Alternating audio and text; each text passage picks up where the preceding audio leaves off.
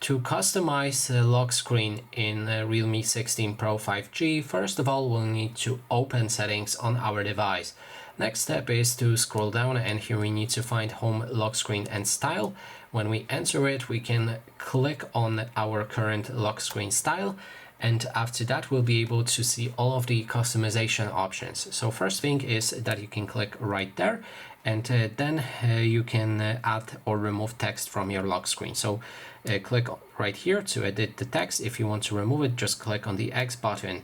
If you want to add it, then you can add whatever text you like and customize it with different font, different style, the font size, and you can also activate doodles if you like. Then we have a clock. You can click on the clock right here and also customize it. First thing is widget. So above it, you'll be able to add different widget. There's currently for me 3 options. Maybe you will have more. And then there's the clock style. So we can move it to the middle, left or right. Then there's the font style.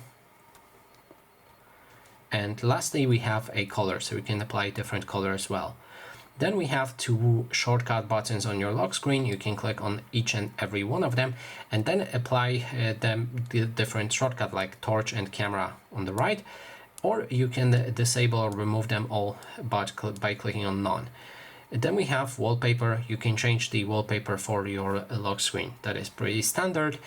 We have style. We can click on the style and enable or disable blur and apply or disable depth. So depth basically adds a 3D object to your photo. If there's something prominent in a photo that it looks like object, it will apply the depth effect, and for example the doodle that I have right here will be behind the object in that depth effect. As you can see, if I disable it, now it's in front and now it's behind.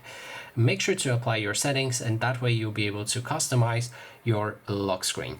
And that is basically everything. Thanks so much for watching.